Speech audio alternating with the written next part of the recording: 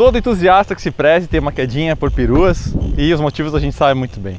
Aqui dentro a gente tem um enorme espaço de carga que também é modular como de um SUV, mas a gente tem uma dinâmica mais assentada, um centro de gravidade mais baixo e uma aerodinâmica mais fluida como a de um sedã. Apesar dessas qualidades, hoje no Brasil a gente quase não tem mais perua, seja no segmento de entrada, seja no segmento premium. E isso vale inclusive para todo o resto do mundo. Os únicos mercados nos quais as peruas ainda são muito fortes são na Alemanha e nos países escandinavos, caso da Suécia, terra natal da Volvo. Volvo conta e vive as histórias das peruas há mais de meio século. Afinal, quem não lembra aí das 850 de BTCC da lendária equipe do Tom Walkinshaw? Tudo isso ajuda a explicar porque esse carro aqui foi um dos que a gente mais aguardou chegar no Brasil. A gente está com a segunda geração da Volvo V60. Chegou equipada com motor Drive-E, agora com 254 cavalos, versão T5 Momentum, R$ 199.950, também conhecidos como R$ 200 mil. A gente vai conhecer hoje todos os detalhes dessa espécie rara.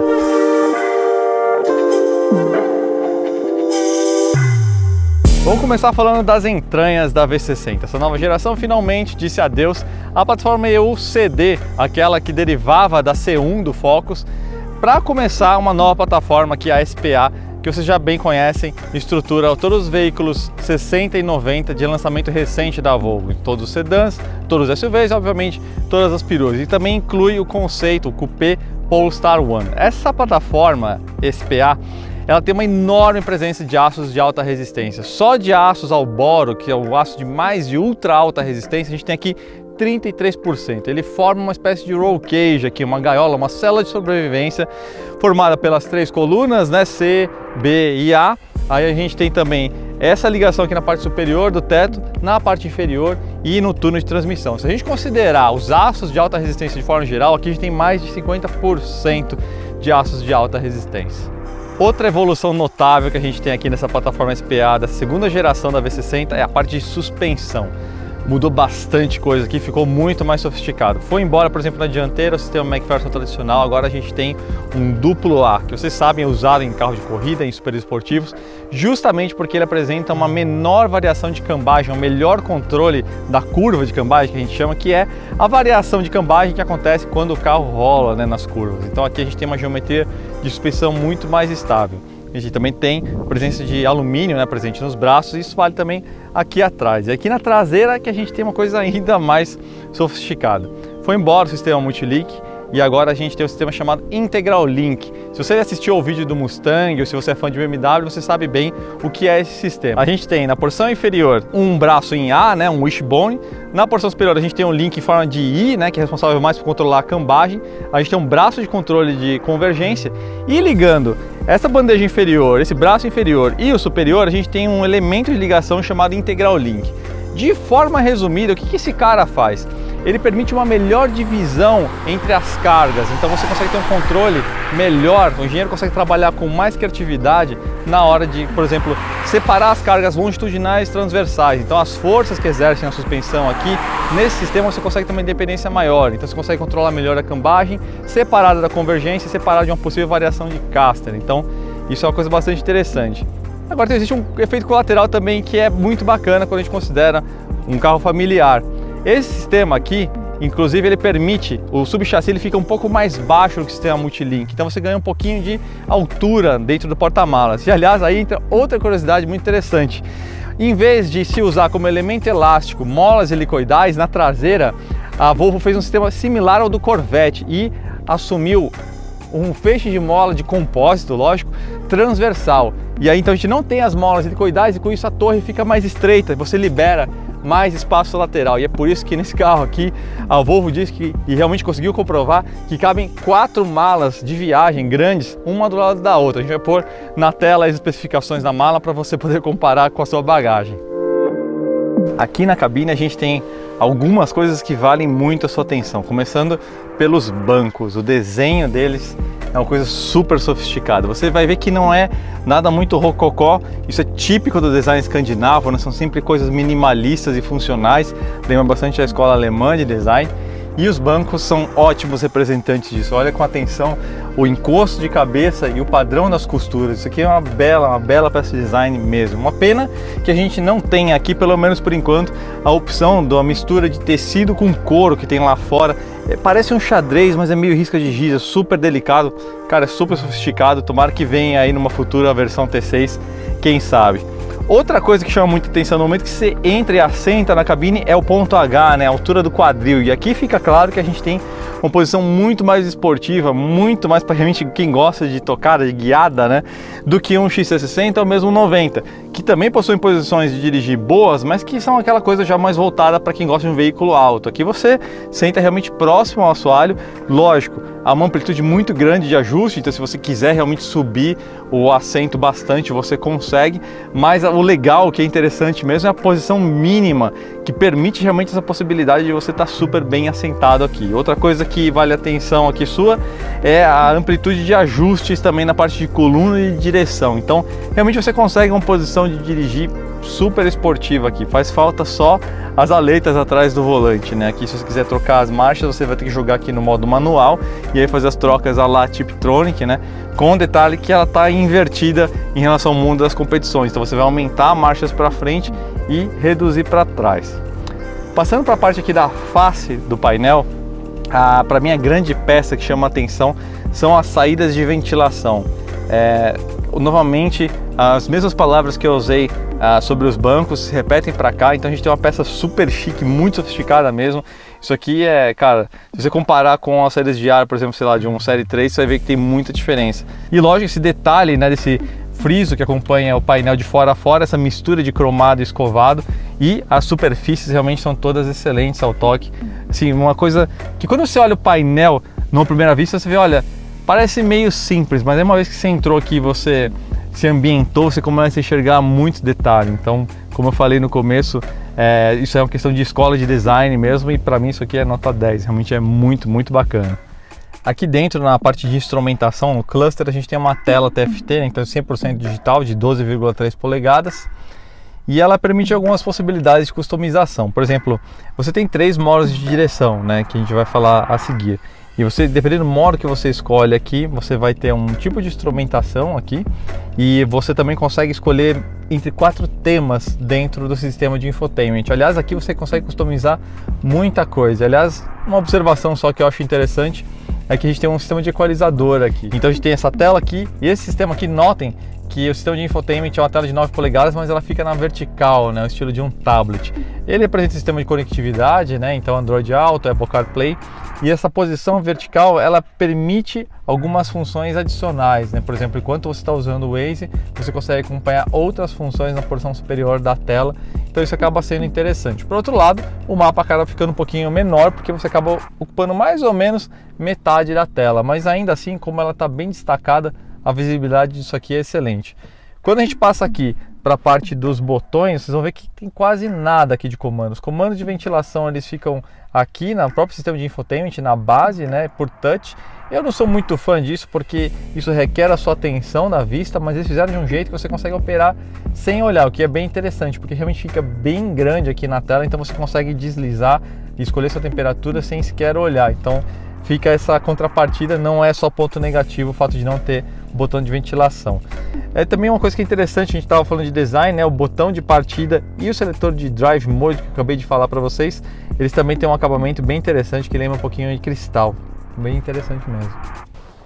Nova geração da V60 tem 2,87 metros de entre-eixos, isso dá 9,6 centímetros mais do que a V60 de primeira geração.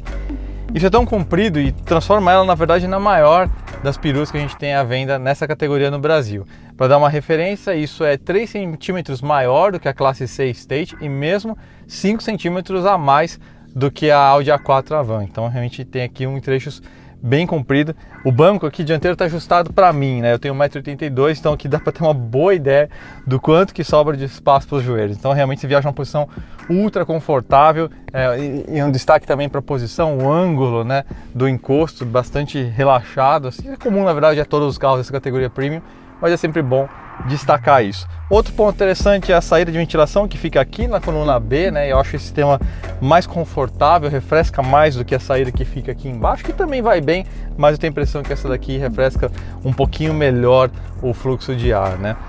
Nem tudo é perfeito com tudo, a gente tem um túnel de transmissão bem alto aqui, porque vale lembrar, a V60 ela está prevista para também funcionar com tração nas 4 rodas, então precisa passar não só o sistema de escape, como também o eixo cardan.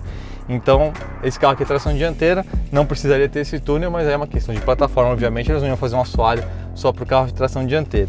Então na prática aqui você leva com um extremo conforto 4 adultos, consegue levar 5 tranquilamente também, só esse porém aqui do túnel de transmissão.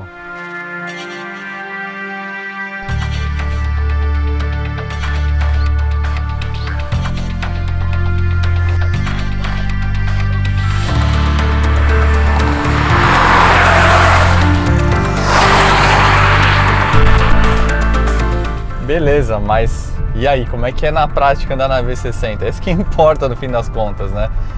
Olha, antes de falar da dinâmica do carro em si, eu preciso falar sobre o silêncio sepulcral que existe a bordo aqui. Realmente a parte de isolamento acústico, os caras mandaram bem demais. É um baita projeto. A geração anterior já era muito boa, mas essa aqui realmente se excede. Não só pelo isolamento em relação ao ambiente externo, mas também na transmissão, na reverberação dos componentes mecânicos, do pneu para suspensão, para carroceria. Aqui está muito bem isolado mesmo. Então isso é uma coisa que chamou a minha atenção logo de cara. Ou seja, esse trabalho de NVH, né, Noise, Vibration e Harshness, né, ruído, vibração e aspereza, os caras fizeram um trabalho excepcional. E aí eu fiquei pensando, enquanto eu estava começando a andar aqui, se isso, por exemplo, não afetaria o feedback de direção, porque é uma coisa essencial você poder sentir, né, o limite de aderência. E aí entra uma coisa que é muito interessante da Volvo, né? Pô, o carro então é super isolado, mas os caras deixaram com que o volante ainda recebesse bastante feedback do asfalto. Isso me surpreendeu positivamente, aí eu parei para pensar e faz todo sentido, porque isso, embora nós entusiastas, a gente tenha isso como uma coisa de esportividade, porque permite que você dirija mais rápido, você sinta o limite dos pneus e aí com isso você anda mais rápido, na verdade segurança é isso, né? Você sentir o que os pneus estão te contando lá do asfalto.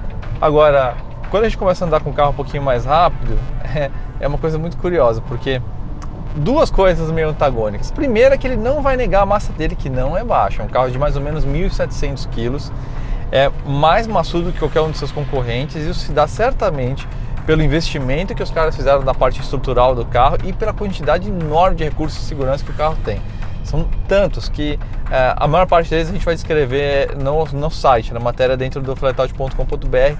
Mais pra frente aqui nesse vídeo eu vou descrever alguns dos recursos ativos que são interessantes, mas é tanta coisa que realmente eu vou fazer só uma pequena seleção, tá? Então ele não nega essa massa, você sente realmente que está num carro mais maçudo, você vai passar uma transição de ponte, alguma coisa assim, você sente sim a massa, numa entrada de curva você sente o carro entortando um pouco, né? Mas aí está uma coisa que é muito curiosa, que eu chamo de receita australiana, né? O carro se mexe sim, mas a quantidade de aderência que esse carro gera é uma coisa que está fora de escala, realmente te deixa impressionado. Quer dizer, um carro com a massa dessas gera um nível de aderência que, cara, é desproporcional.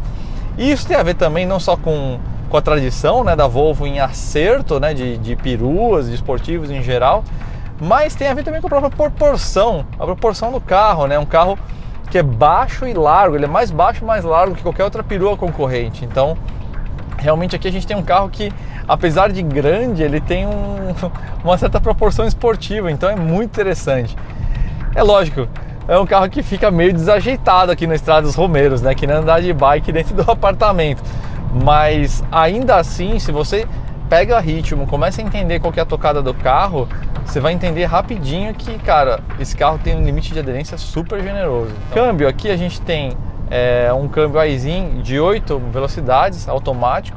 Infelizmente a gente não tem shift pedals, né? Então a gente opera aqui, como eu falei no começo do vídeo, na alavanca, lá Tiptronic. Esse carro, assim, acho que a parte mais gostosa desse carro é você transitar pela cidade, bota um belo sistema de som que a gente tem aqui, isso que não é o sistema de som mais avançado que eles têm, mas realmente onde ele brilha como um estradeiro, cara. Você fazer uma viagem longa, cara, não cansa nada. Olha isso. Olha o nível de gripe desse carro. E você viu ele estacionando, ó? É muito torque também. Então é uma coisa meio engraçada, porque é um carro que você sabe que é grande, que é maçudo, e sim, misteriosamente ele resolve teimar e dizer, não, acho que eu vou ignorar as leis da física um pouquinho, e aí você tem um carro que é muito rápido. Então é uma situação bem surpreendente. Provavelmente esse carro aqui vai dar calor e muita gente, uns incautos, né, que vão achar que tá com um carro que é praticamente um SUV, só que é um carro muito, muito bom de chão. Então é bem impressionante. Os driving modes aqui eles funcionam bem, eles estão bem separados, né? O modo Comfort, o modo mais esportivo e o modo Eco principalmente, ele amortece bem as reações do acelerador, muda tudo na verdade, até o sistema de ar-condicionado muda. Isso na verdade é uma coisa que assim, quase todo carro dessa categoria já tem, então é um pouquinho de chover no molhado, mas é legal quando o sistema funciona bem, né? Ele realmente te ajuda a economizar combustível, não é só placebo. A parte de instrumentação também muda quando você está andando no modo mais econômico, para te estimular a andar de maneira mais econômica, então é bem interessante. Sob o capô a gente tem aqui o Drive E, né? Um motor que na verdade ele estreou na geração anterior, mas a gente já sabia que era para essa geração, então encara isso ficou quase como um shakedown, né? Era um motor que realmente foi feito para essa plataforma, tanto que ele segue o mesmo conceito modular da plataforma SPA, né? Então é uma família de motores modular também, de forma que a gente tem uma arquitetura, um projeto básico com o máximo de compartilhamento de componentes possíveis. Para você ter uma ideia, o motor diesel, o gasolina, turbo mais supercharger e sistema híbrido, que seria respectivamente os T5, T6 e T8, partem todos da mesma base, né? Mesmo o motor diesel, como eu falei, ele parte da mesma arquitetura de motor, então isso é uma coisa bastante inteligente que a Volvo fez. É um projeto que já tem alguns anos, mas esse motor é estado da arte, da mesma forma como os motores do grupo Volkswagen, BMW e Mercedes. A gente está falando de mais ou menos, lembrando de um carro de 254 cavalos, né, 5.500 RPM, 35,6 kgfm de torque, já a 1.500 rotações por minuto, então realmente é muito bem servido. E tudo isso, esse trecho aqui é uma delícia, espera aí. Olha isso, cara, impressionante. Isso aqui é a versão T6 desse carro, deve ser uma coisa de doido, né? É impressionante mesmo, é muito legal mesmo. E é legal isso, né? Porque é um carro super familiar, né? Mas quando tá falando dos motores, a média aí de consumo você vai transitar aí na casa de 8 km por litro na cidade. Andando bem na maciota aí vai estar na casa dos 9, tá? Na cidade aí você vai conseguir melhorar, na estrada você vai melhorar aí, vai ir para casa de 11, 12 km por litro. Considerando a massa e a potência do carro, o torque do carro, isso aí são realmente números muito bons. Outro trechinho de downhill bem legal aqui. Olha só o que esse cara faz. E é legal que ele começa com a dianteira, mas a traseira logo começa a abrir um arco também. Então é um carro muito curioso, muito engraçado mesmo.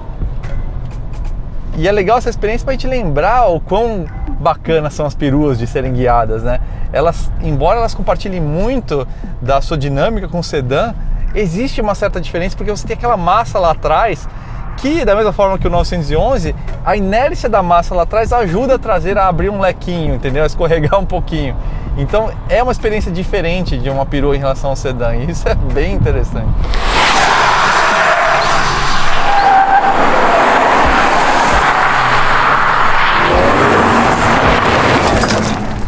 Antes da gente ir para a conclusão, uma breve pincelada sobre o sistema de segurança que esse carro oferece, porque senão não seria um Volvo, né?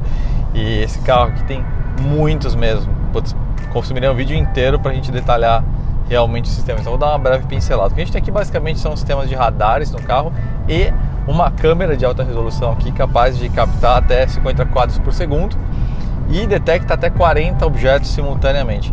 Tem uma diferença entre o radar e a câmera, que a câmera permite aí você identificar também qual é o tipo de objeto, se é um animal, qual o tipo de animal, se é um ciclista, se é um pedestre. E isso é muito importante porque dependendo do objeto ou do ser que a câmera detectar, o carro vai se programar para um determinado tipo de atitude, um determinado tipo de ação, né? Estou falando isso porque esse carro ele tem alguns comportamentos semi-autônomos já, então em situações emergenciais ele freia, inclusive ele pode assumir um pouco do esterçamento no volante, como a gente vai mostrar para vocês daqui a pouco.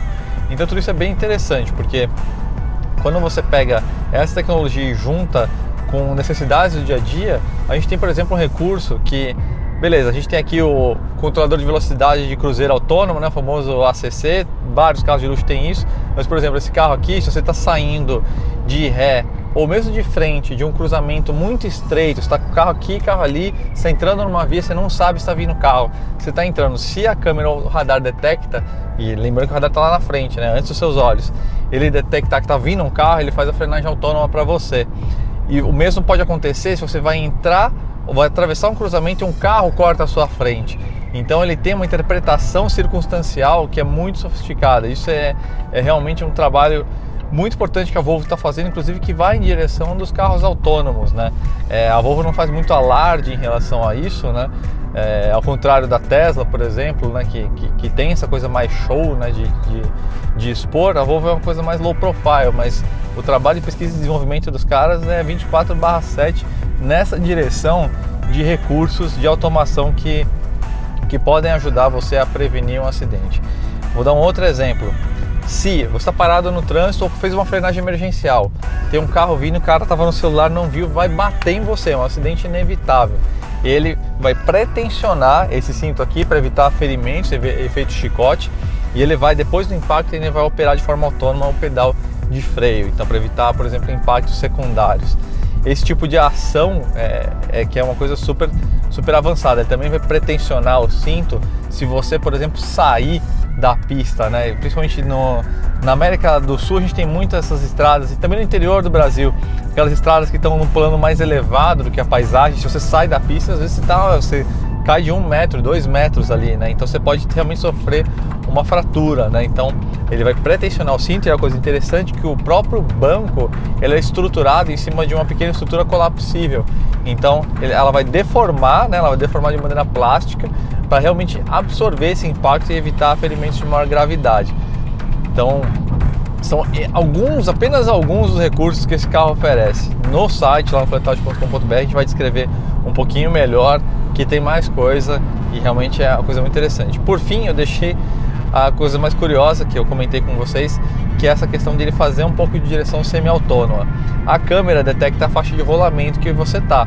Então, se ela detectar que você está à deriva, começando a querer sair da faixa de rolamento, ela vai esterçar para você sozinho o carro, ó. Estão vendo? É uma coisa muito doida isso aqui, ó. Agora o carro vai detectar aqui, essa outra faixa de rolamento. Você viu que o volante está vibrando, ele apitou? Ele fez uma correção, né? Mas ele está avisando, cara, acorda, pega o volante, entendeu? Vocês viram, né? Ele esterçou para a direita, aí o carro começou a sair um pouquinho para a deriva, detectou que estava cruzando a faixa do outro lado, aí ele esterçou para o outro lado novamente.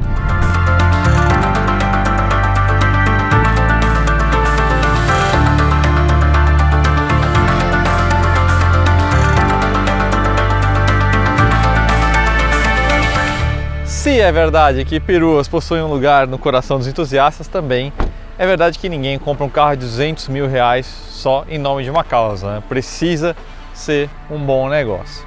E aí é que tá, quando a gente põe na ponta do lápis, a gente tem algumas coisas interessantes para constatar. Minha tradicional colinha aqui. Na prática, gente, esse carro, concorrentes diretos, efetivamente, a gente só está falando de dois, que é a A4 Avant Ambiente e a C300, porque a C180 State não é mais vendida no Brasil. A A4 Avant Ambiente está aí na faixa, mesma faixa de preço, 198.950, só que é um carro de 190 cavalos. Também é um carro bem mais magro em termos de equipamento, especialmente equipamento de segurança. Aliás, poucos carros conseguem competir com a Volvo nesse quesito, né? É um carro também menor, como a gente falou, né? Em termos de trechos ela é 5 centímetros, se não me engano, mais curta, então fica esse pênalti. Aí, quando a gente vai para a C300, que inclusive tem uma potência inferior a esse carro, mas é mais leve, tem 245 cavalos, a C300 está R$ 278.900.